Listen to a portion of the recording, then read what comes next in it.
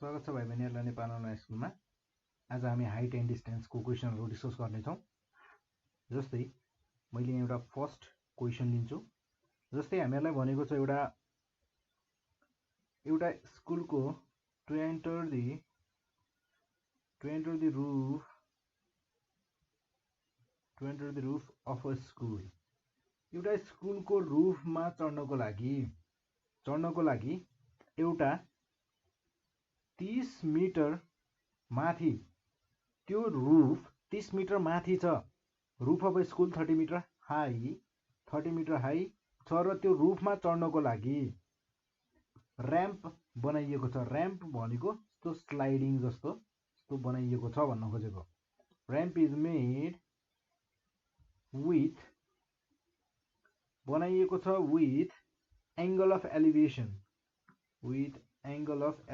बनाइएको छ with angle of elevation 30 degree from the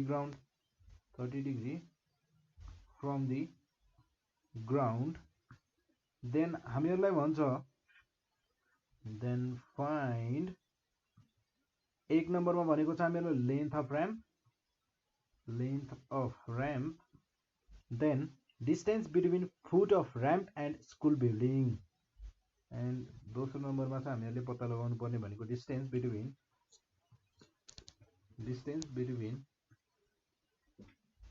foot of ramp and angle of elevation.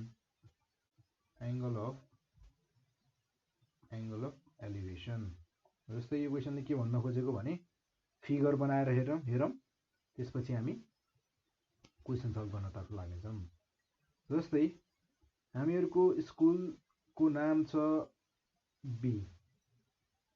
Be भन्ने हाम्रो school छ र त्यसैगरी हामीहरुको यहाँनिर छ सी भन्ने फुट अफ द र्याम्प। यो भयो हामीहरुको फुट अफ द र्याम्प र हामीहरुको स्कुलको बिल्डिङ छ, मैले भने यसलाई ए। स्कुलको बिल्डिङ छ 30 मिटर हाइट छ। स्कुलको बिल्डिङको 30 मिटर हाइट छ, जुन कुरा हामीहरुलाई गिवन थियो। 30 मिटर हाइट छ भनेर हामीहरुलाई स्कुलको बिल्डिङको 30 मिटर हाइट छ भनेर हामीहरुलाई यहाँ गिवन छ क्वेशनमै। Enter the roof of a school of 30 metre high हैन। र त्यो छतमा यो जुन स्कुलको छत छ, यो छतमा चढ्नको लागि एउटा र्याम्प बनाइएको छ अरे। स्टोरी र्याम्प बनाइएको छ अरे र हामीहरुलाई भनेको छ यो र्याम्प को एंगल अफ एलिभेसन, यानी कि एंगल अफ एलिभेसन भनेको यहाँ पर्ने भयो। यो ग्राउन्ड सँग एंगल अफ एलिभेसन छ यसको 30 डिग्री छ भनेर हामीहरुलाई भनेको छ। र क्वेशनले भन्छ find length of ramp then the distance between the foot of the ramp and building of school.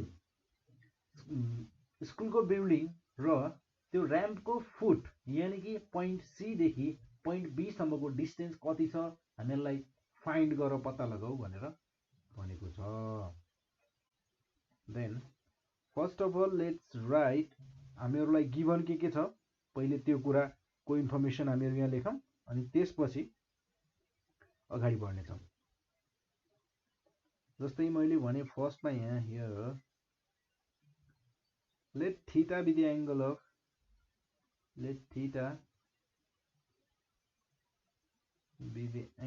elevation. Angle of elevation भनेको मेरो angle theta, angle of elevation भनेको थीटा भनेर भने मैले। एंगल अफ एलिभेसन देन हामीहरुलाई theta given छ 30 degree, ठीक छ। र हामीहरुलाई एबी यानी कि height of the building, AB भनेको हामीहरुको हो हाइट अफ बिल्डिङ हो। यो गिवन छ हामीहरुलाई 30 मिटर। देन हामीहरुलाई अर्को गिवन भनेको अरु केही छ त गिवन? केही पनि छैन। देन हामीहरुसँग छ एसी फाइन्ड गर्नुपर्ने। एसी भनेको हो हामीहरुको length of ramp,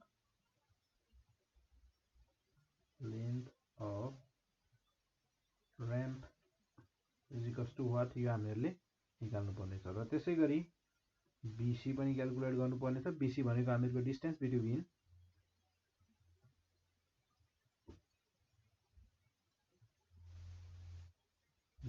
between foot of ramp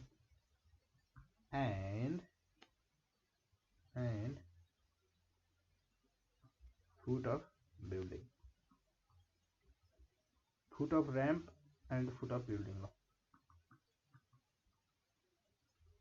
is equals to what we know। हामीहरूलाई थाहा छ, हामीहरूलाई के थाहा छ, हामीहरूले यहाँ कुन एंगल लगाउन सक्छौं होला, sin cos tan। जस्तै अब मैले यहाँ पहिले साइन लगाउँदा पनि हुन्छ जस्तो लाग्छ मलाई, कस लगाउँदा पनि हुन्छ जस्तो लाग्छ। यदि मैले साइन लगाए भने परपेन्डिकुलर बाइ एच हाइपोटेन्युस हुन्छ। यदि मैले कस लगाए भने सरी यहाँ कस लगाउन मिल्दैन, टेन पनि टेन लगाउन मिल्छ, किनकि टेन भनेको p बाइ b हुन्छ। अनि टेन 30 भनेको p बाइ b, परपेन्डिकुलर छ हामीहरुसँग 30 र b भनेको bc, बेस भनेको bc, हामीले यहाँबाट क्याल्कुलेट गर्न सक्छौं। र त्यसै गरी हामीहरूले लेन्थ अफ र्याम्प निकाल्नको लागि sin थीटा नै युज गर्नुपर्ने हुन्छ, हामीहरु त्यहाँ अरु अप्सन छैन। सो हामीहरुको एक नम्बरको क्याल्कुलेट गरौँ पहिले, length of the ramp. Then हामीहरुलाई लेन्थ अफ द र्याम्प निकाल्नको लागि sin थीटा युज गर्नुपर्ने भयो। sin theta is equals to हामीहरुको AB यानी कि perpendicular by base, perpendicular by hypotenuse, hypotenuse भनेको हामीहरुको AC। देन थीटा भनेको हामीसँग छ 30 degree, sin 30 degree is equals to AB भनेको छ हामीहरुसँग 30 मिटर र AC हामीहरुसँग छैन, जुन हामीहरुले क्याल्कुलेट गर्नुपर्ने छ। सो sin 30 भनेको हुन्छ हामीहरुको 1/2 is equals to 30 by AC। हामीहरुको AC को लेन्थ हुने भयो और क्रस मल्टिप्लाई गर्दियौं, AC is equals to 30 into 2 is equals to यो हुने भयो हामीहरुको 60 metre. Therefore AC is equals to 60 metre. Hence required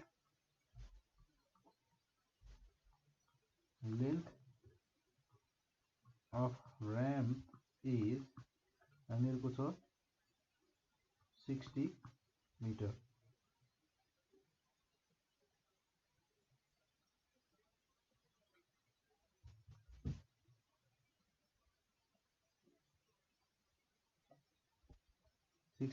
then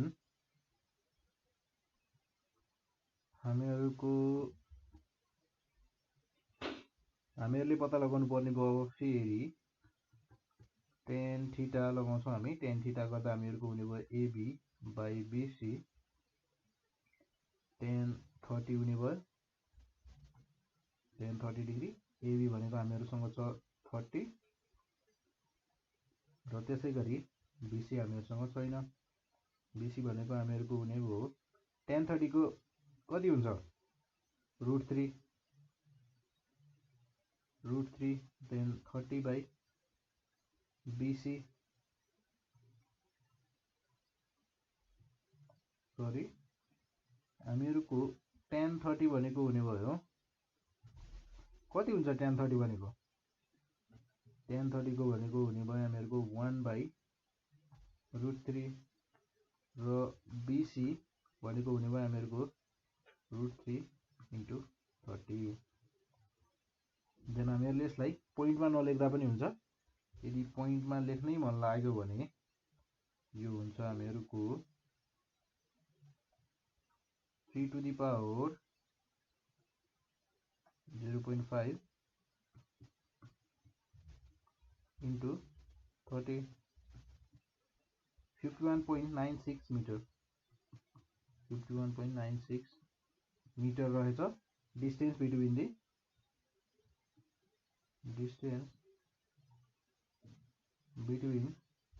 foot of ramp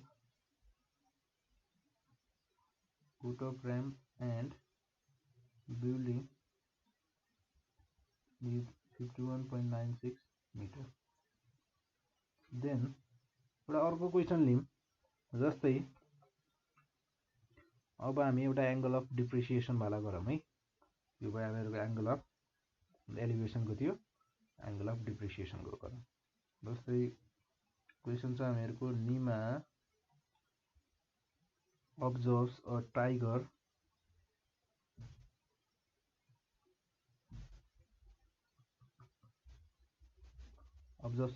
from tree of height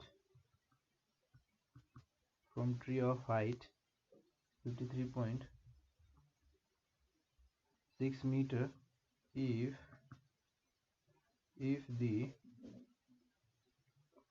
the distance between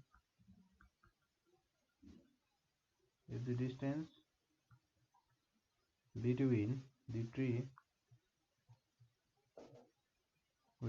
and the tiger is 30.95 meter. Find the angle of depreciation. Angle of depreciation भनेको अब हामीहरुको यहाँ हुने भयो। जस्तै यो क्वेशनमा के भनेको छ भने नीमाले टाइगरलाई अब्जर्भ गर्यो सर्टेन हाइट बाट अफ अ ट्री 53.6 मिटर को हाइट। जस्तै यो एउटा ट्री भयो जसको हाइट छ 53.6 मिटर। देन हामीहरुको क्वेशनले भनेको छ त्यसपछि distance between the tiger and tree and the tiger हामीहरुको छ यानी कि जस्तै मानौं टाइगर यहाँनिर छ र ट्री र टाइगर बीचको डिस्टेन्स छ हामीहरुको 30.95 metre. Then find the angle of depreciation भनेको छ भने हामीको यो भयो यस्तो भने एंगल अफ डिप्रिसिएसन भनेको यहाँ हुने भयो।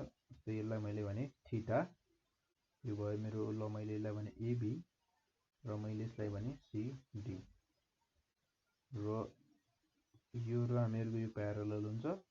त्यसैगरी यो एंगल एबीसी र बीसीडी सेम हुन्छ किनभने करस्पोन्डिङ एंगल्स हैन भर्टिकली यो करस्पोन्डिङ एंगल। देन हामीहरुले यहाँ अब क्वेशन सल्भ गर्नको लागि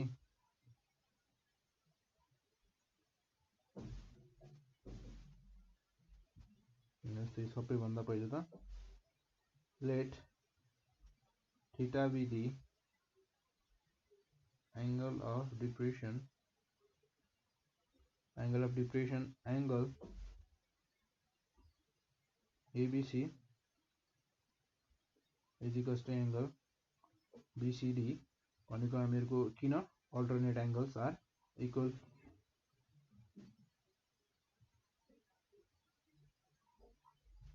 अल्टरनेट एंगल्सहरु के छन् त इक्वल छन्। यो एंगल र यो एंगल भनेको हामीहरुका अल्टरनेट एंगल्स।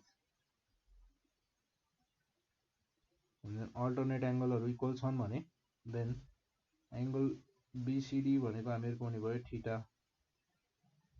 हामीहरुसँग सीडी छ distance between tree and tiger,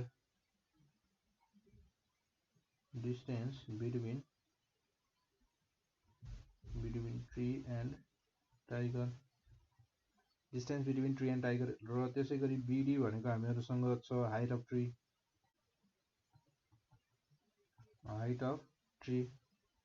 then theta is equals to what हामीहरुले थीटा को भ्यालु क्याल्कुलेट गर्नुपर्ने छ। होइन tan थीटा भनेको हामीहरुको हुन्छ यहाँबाट बीडी बाइ सीडी। हामीहरुसँग बीडी को डिस्टेन्स छ 53.6 metre. tan theta is equals to 53.6 र त्यसैगरी हामीहरुसँग सीडी को लेन्थ छ 30.95। यसलाई हामीहरुले क्याल्कुलेटरमा हान्यौं भने 53.6 divided by 30.95 यसले दिन्छ हामीहरूलाई 1.732 then theta is equals to tan inverse 1.732 यो भनेको हामीहरूको हुन्छ 60 degree theta is equals to हामीहरूको 60 डिग्री रहेछ यानी कि एंगल अफ डिप्रिसिएसन भनेको हामीहरूको 60 डिग्री रहेछ देन एउटा अर्को एक्जाम्पल हेरौं जस्तै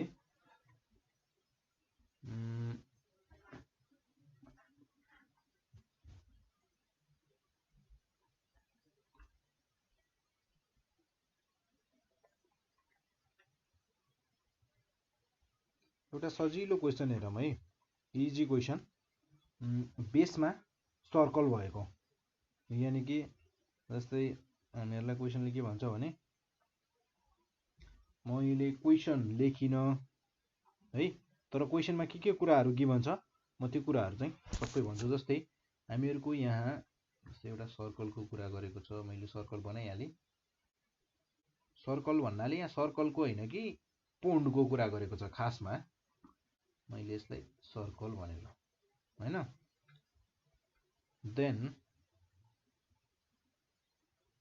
यो भयो हामीहरुको यसको डायामिटर हुने भयो हामीहरुले यहाँ क्वेशनले के भनेको छ भने एउटा टावर छ अरे हैन टावर छ अरे सर्कुलर सेन्टरमा एउटा सर्कल छ जसको सेन्टरमा टावर छ भनेर भनेको छ जस्तै यो हामीहरुको सर्कल छ र यसको सेन्टरमा टावर छ भनेर भनेको छ अहिलेसम्म क्वेशनमा यति नै छ अनि सर्कुलर फिल्डमा एउटा टावर छ ठीक छ जसको डायामिटर यो सर्कुलर फिल्डको डायामिटर छ हामीहरुलाई गिभन डायामिटर भनेको हामीहरुको हुने भयो यो लेन्थ हामीहरुलाई गिभन भयो यसको मतलब यो गिभन छ हामीहरुलाई 60 मिटर यसको डायामिटरको लेन्थ छ 60 मिटर अनि टावरलाई अब्जर्भ गरिएको छ from the certain point of the circumference यानी कि यो सर्कलको वरिपरिबाट कुनै एउटा पोइन्टबाट त्यो टावरलाई अब्जर्भ गरिएको छ एंगल अफ एलिभेसन बनाएर जस्तै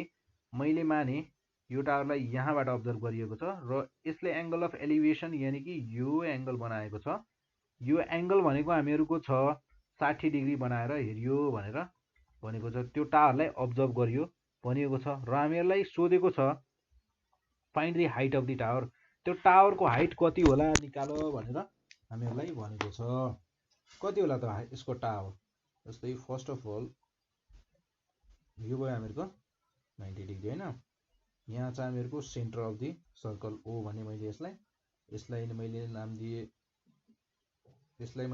ल यसलाई मैले नाम दिए ए र यसलाई नाम दिए मैले बी र यसलाई दिए सी हैन अब हामीहरुको यसमा र एंगल अफ एलिभेसन थीटा भनेर भन्यौ हामीहरुको थीटा भनेको 60 डिग्री हुने भयो र त्यसपछि भनौं हामीहरुको यहाँ गिभन हामीले यहाँ युज गर्न सक्छौं जस्तै हामीहरुलाई चाहिने भनेको ए देखि ओ सम्मको डिस्टेन्स मात्र हो सो